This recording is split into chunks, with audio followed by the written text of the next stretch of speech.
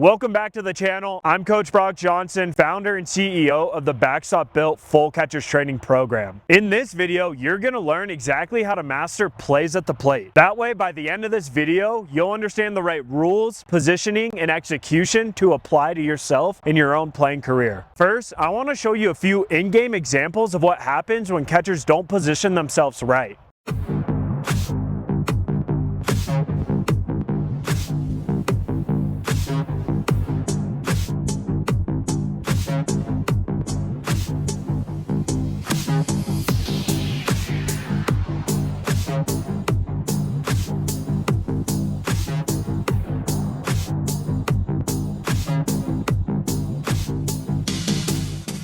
Now, I'm not saying it was any of these catchers' faults, but sometimes it's a part of the game when the runners have malicious intent and we want to make sure we're out of the way completely. Obviously, we don't want any of that to happen to you, so that's exactly why I'm creating this video. Personally, I loved plays at the plate. These were some of the most exciting plays in the entire game, and if you execute properly, you get all the praise. But if you slip up and don't make it, everyone is looking at you. That being said, I want to help shift your mindset so you can feel confident when these plays come your way. You can't rely on instincts and high-pressure moments in the game if you haven't repped it properly in practice. In game, your body falls back to habits, and most catchers never build good ones at plays at the plate. There's 3 reasons this is so important. The first one is your safety. If you're the starting catcher and you know you're the best option for your team back there and you get hurt, your team's going to suffer. The second one is game-changing moments. You can kill a rally or momentum the other team is building just by picking a ball and tagging a runner out. And last is to earn more trust from pitchers and coaches, knowing that you're just an absolute rock back there even in a high-speed play in the game. Now I want to go into the rule breakdown. So in order to fully understand the new rules, we need to understand the old rules and how the game used to work. This is what it looked like when catchers could block the plate without the ball.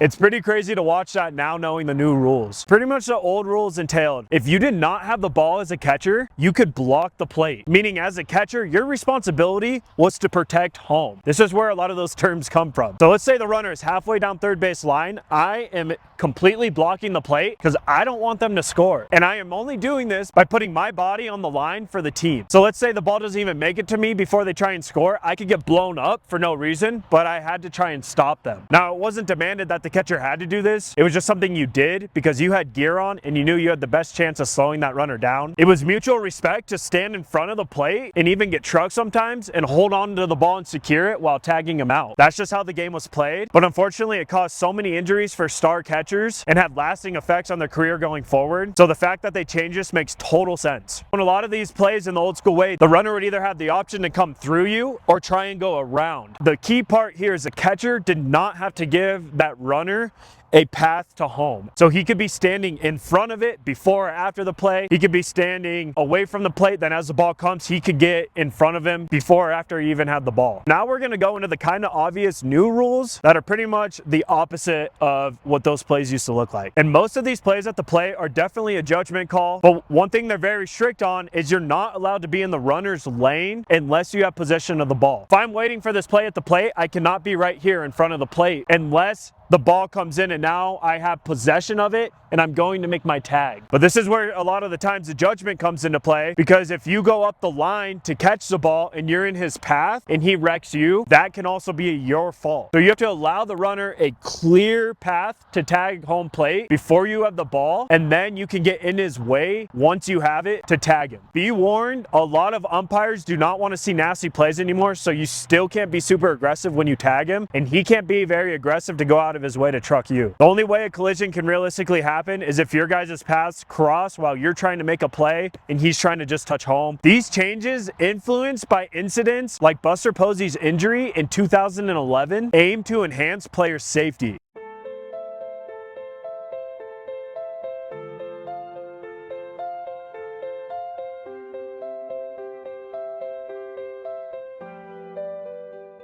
Overall, with the rules you need to understand is do not be in the lane of the runner unless you have the ball and are going to tag him. As you're waiting for the ball, you need to wait for it directly in front of the plate and allow him to have some sort of plate to touch. You cannot be covering the whole entire thing. And if you run for a ball to make a tag up the line or in there, you have to be very careful that you're not obstructing where the runner is trying to go for your safety. Now that you know the rules, I want to go into the proper positioning so you know exactly what you need to work on and how it should look. A huge key thing here is where our left foot points. We do not want it pointing towards the pitcher, towards first base, even towards shortstop. We want it directly in line with this base path. That doesn't mean it needs to be perfectly lined up with it. It just needs to be pointing at third base. The reason for this is because our knee was designed to bend this way. It is not designed to bend this way. If you're waiting for the ball and you don't realize the runner's coming in already, he takes out your leg, you're just gonna fall to the ground and you'll be okay. But if he takes out your leg in any other positioning and you don't realize it, you're out for the season. Definitely make sure your left foot is pointed towards third base. This other one doesn't matter as much, but I don't see why you wouldn't keep it just a little bit open and just kind of in line with this left foot. Obviously, depending on where the ball's coming from, you might need to be a little more open, but no matter what, keep this and this hip towards third base. Now we're going to talk about where you should be positioned before the ball has even left the outfielder's hand. The ball has hit the outfield and you know where it is: left field, right field, center field, and you're calling for it home. There's different setups that can set you up for success before the ball is even in flight to you. What I like to do if the ball is coming from right field and even center field a little is I actually like to be on this side of the plate. The reason for that is if our outfielders hook one this way, I can at least get it here and step into the tag. But if you're always in the center, it's going to be really hard to now grab that ball over there and have to turn around there or turn around here and blindly tag him. So what I like to do before the ball has left the hand, just so I can recognize where it's going, is I honestly like to be out here and watch the play develop. So if the ball was hit to right field, I'm over here. I see that my right fielder is about to throw it. I've already called for it at home. Then I see it's a bullet and it's gonna end up right here. Cool, I could step right here. My leg's still pointed towards third always. Catch it here, make a tag. Left field's a little different. You would be just fine being right here. Usually a left fielder, if they're gonna throw the ball anywhere off target, it's going to be over there or over here. If it's too far over here, that's going to be really hard to make the play. But again, we want to stop the snowball fight afterwards. If there's another runner running, we want to secure that ball no matter what, even if we don't have a chance here. So that's something you can do before the ball has even left the outfielder's hand. Let's go backwards even more and let's talk about how you can call for the ball and what you should be saying. I personally always like to say 4-4-4 just because it was clear and directive, and I usually like to stand in front and give them some sort of visual cue. Sometimes when you're playing in loud stadiums or against rowdy teams, he might not be able to hear 4, but maybe he can see you if you've talked in practice that, hey, if I put my hand up, it is for sure on. That's something a lot of catchers don't realize, and they sometimes just say 4 and don't look ready. I want you to get up there, say 4, and let them know that you want that ball. Always trust your instincts and make a call and stick with that call. At the end of the day, you have a cutoff man if you need to redirect. Now let's fast forward to after the ball has left the outfielder's hand and you see the play developing and you're about to make your play. That runner's coming and you need to stop this run. So like I said, you need to give him some sort of part of the plate to slide into, and that's usually always going to be this back third of the plate. Knowing that the runner has a few options, he can go straight for the plate or he can go around. Sometimes catchers catch the ball, go to tag, and the guy went around and they didn't even notice it. That's where we have to have in the corner of our eye where we think he's actually going to go. We want to secure the ball in our mitt and then take our look at where he's at. Never look too soon. That's when the ball pops out and then you have zero chance of tagging him. What we're trying to do is give ourselves the best chance every second, putting ourselves into a good position as the ball is on its way, securing the ball and then tagging it. These are all tiny things that you need to check off as they're coming, but we don't want to think about, and that's where it comes in handy to work on this stuff right in practice. So in game, you can just do. Now that that ball is on its way, and let's say you're getting into your positioning from your setup, like I said, I like to start back here. We want to make sure we're getting into the best position of where that ball is going to land. I like to call this your final positioning before you make the tag. The ball's going to end up right there, and I started back here from my right fielder. We want to step into where it's about to be. My knee is still pointed towards third, and then we want to secure that ball right here. We don't want to be way back here trying to reach for it, making a tag. We don't want to step too far in front. We want to infer the best of where the ball is going and get ready right there for it. Because again, we have to assume the throw might be offline until it proves to us that it's not. From here, this is where it's controversial, where some coaches think, you know, you need to have both hands on when you tag. I personally think keep both hands on until you can't do that any longer. If he slides far and you have both hands on, that's going to be hard to tag him. But if you have the ball secured there and you have good security of just squeezing your mitt, I think you could definitely make a play with just one hand. The biggest thing I'm doing here is turning into the play because I have the ball right in front of me and now I need to get it down there. This leg is okay to collapse, but again, our knee cannot turn with it because that is another injury waiting to happen. What I like to do is practice turning here. If he slides in here, he takes out our leg and we're right there, we're fine. But if we shift our full direction as we turn with the ball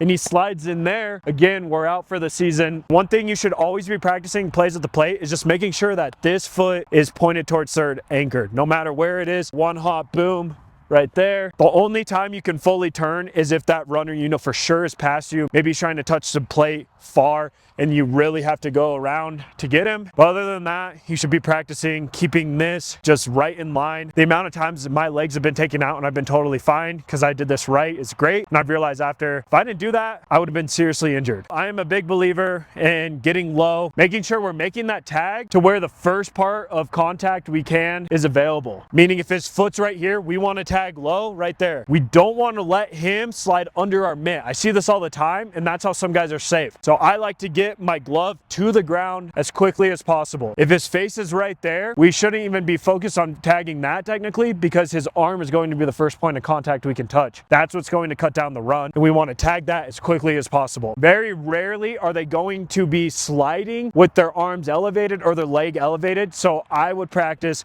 turning and tagging low. I want to try and keep this simple for you guys so you understand everything in motion. I would get to a good vantage point as the play is starting to unfold. We've made the call. Okay, base hit, 4-4-4. We're in a good position to wait and let the play develop. Again, we don't have the ball yet. It hasn't even probably left his hand. We need to see what's happening. For all we know, he could be throwing it 10 feet over there. We need to prepare for that. We're back here. Okay, we see the ball. Looks good. It's right over the pitcher's mound from the center fielder.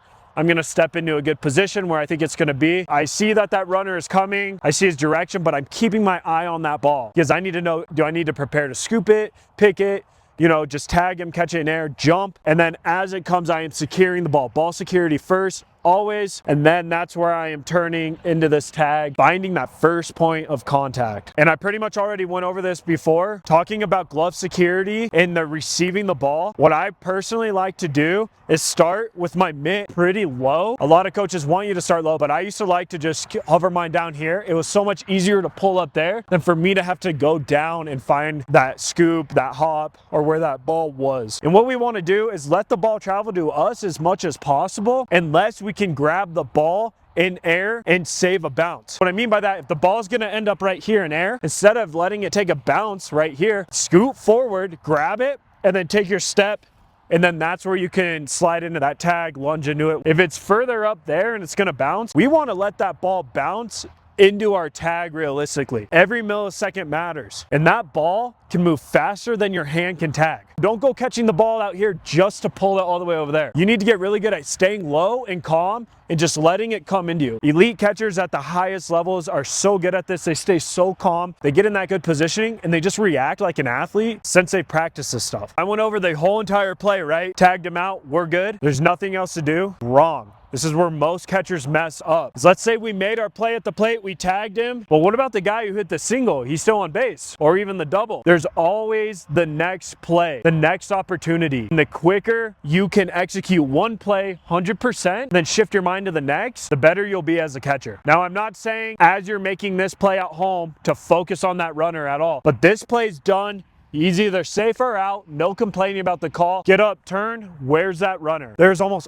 always an opportunity to either backpick or even cut down his idea of going to the next base. And this could save your game because if you hold him at first base and there's one out and you get a double play, you're out of the inning. But if you weren't paying attention, he goes to second base, he's out of double play position. One thing you need to do is take it piece by piece, finish your play, get up and look for that next one. Okay, where's the pitcher? Call time, done. So now that I've explained the rules, the proper positioning, and the mentality you need to have, I want to explain some of the simple things you can do in practice to work on this. These are things that you might think you need your whole team there, you need your coach there to work on. But honestly, if you just have one other partner, you can get in front of home plate. And where I would start is have him throw you digs just right here. And then practice just tagging, letting it come to you.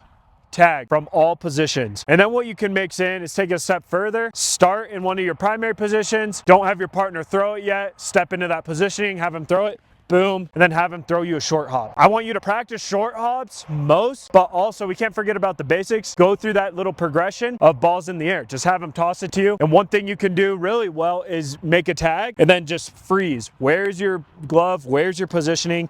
Is this knee right in line? Then now you can have your partner start to scoop back and do this. Put a little mustard on it. Throw it harder in the dirt. Throw it harder in the air. The biggest things you need is reps and game-like reps of you starting in the right position, making a call, getting into that position and seeing it in your mitt. And then the challenge after that is to piece it all together of doing the spin, looking for the next play. There's no crazy drills for this, but you can have him start by just tossing you short hops, the ball in the air, close up, scooting it back. And then if you want to get really crazy, you can have a buddy or even your dad get in the outfield or even the infield and hit these to you with a bat. That's right. So he's going to be hitting the ball to you this way and you're just going to be reacting. You'll start here or wherever, and he's just going to try and hit you either like a ground ball, something that's going to hop, or something in the air, line drive. And you need to just get ready and react to it. My challenge to you is to mix this in at your next practice, next time you're at the field with your dad, with your buddy. I know it's so easy to start with throwing, blocking, receiving, and go by those big three. We forget the mental side of things, and then we forget this stuff. We forget the catcher's pop-up, some of the bunt plays, but these are things that I would just mix in your routine. Every day, if you just have him give you 5 from right field, 5 from center, 5 from left, short hops, and then scoop back, and repeat that, that's 30 reps a day, and that's almost nothing in that moment, but you add that up throughout a full week, you're gonna get better at this stuff and you're gonna get way more comfortable. Most catchers do not train for these scenarios and it leads to panic or injury in game. That is all I have today for Plays at the Plate. I hope you're able to get a lot from this video. I ask that you like and subscribe. I put a lot of effort in to give you the best possible resources. If you'd like to find me on Instagram, Facebook, it's at Backstop Built. And if you want more in-depth training to join the Backstop Built program, where we focus on things like this, the mental side of the game and the physical side, I'm going to be putting my booking link below. This way we can get on a call and you, me, and a parent can go over your current situation and how I would plan on helping you. My name is Brock Johnson and I'm striving to be the coach that I wish I had. God bless and stay the course.